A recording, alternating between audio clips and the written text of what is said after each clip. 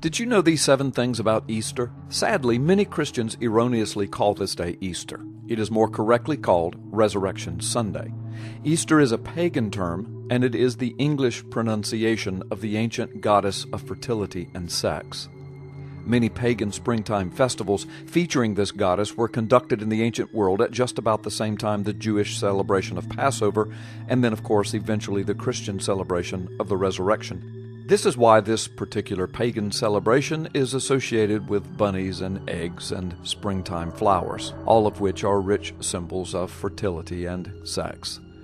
These symbols have nothing to do with the celebration of Resurrection Day. This pagan goddess came out of the Assyrian and Babylonian cultures as well as the ancient Northwest Semitic cultures. She was interchangeably called by these names. The late English pronunciation of these names is Easter.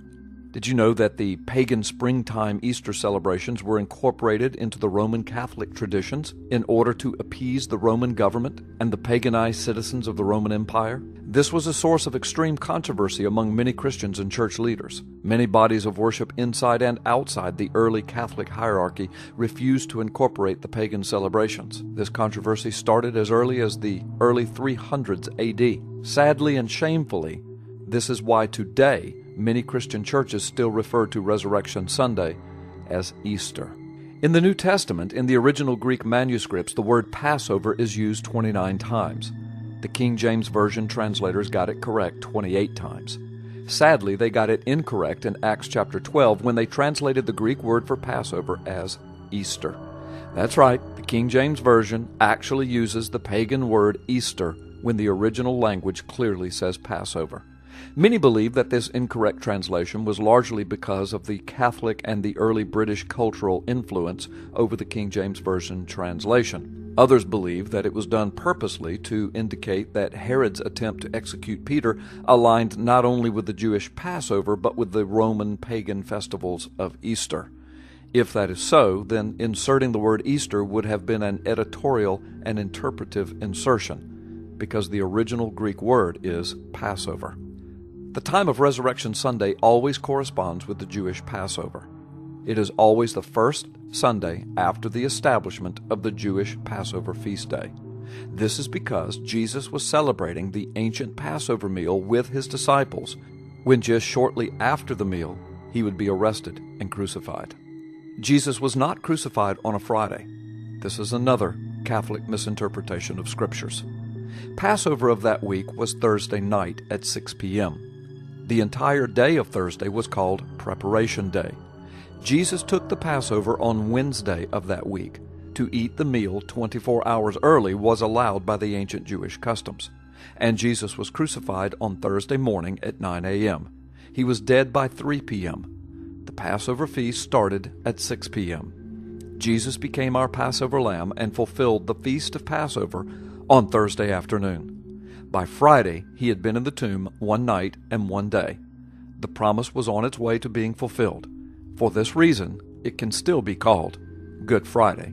With his crucifixion on Thursday afternoon, by the time Sunday morning came, this would have Jesus in the tomb 3 full nights and rising on the 3rd full day, in direct fulfillment of Jesus' promise and scriptural prophecies. The Sunday that Jesus rode into Jerusalem and the Thursday he was crucified were direct fulfillments of specific days mentioned in the Old Testament. Sunday of that week was the 10th day of the first month. It was the day that the Jews were to choose their lamb, according to Exodus 12. It was the day that Jesus rode into Jerusalem and the adoring crowd exclaimed that he was the Messiah, the Son of David. They were choosing their lamb. Many of the same crowds would later cry out for his crucifixion. Amazingly, they would do this early on Thursday morning. It would now be the 14th day of the first month. That same law required that the lamb be slain on the 14th day of the first month. Little did the people know that they were fulfilling prophecy to the letter with their very declarations about Jesus. Jesus' resurrection was a direct fulfillment of Old Testament prophecy and an Old Testament feast day. In Psalm 14:10 and Psalm 49:9, written 1,000 years before the Christ event, these passages declare that the Holy One of God, in other words, the Messiah or the Christ of God, would not see decay. That passage, of course, assumes that the Holy One of God would be killed, and he would be placed in a tomb. However, he would not see decay. That is interesting, because decay sets in the human body after 3 days. This is why Jesus purposely waited until the 4th day that Lazarus was in the tomb before he raised him from the dead. He wanted the people to know that Lazarus was indeed dead and in the decay stage when Jesus raised him. Jesus was raised on the 3rd day, however. The Holy One of God did not see decay, just as the 1,000-year-old prophecy proclaimed. The feast day that the resurrection fulfilled was the Feast of First Fruits. According to Leviticus 23, it always falls on the Sunday after Passover. Always it falls on a Sunday. It was the day that Jesus became the first fruits from among the dead.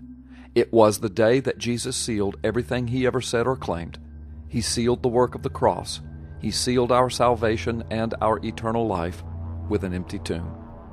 Jesus has risen, and because he lives, you can live also, if your faith and your trust are in Jesus Christ.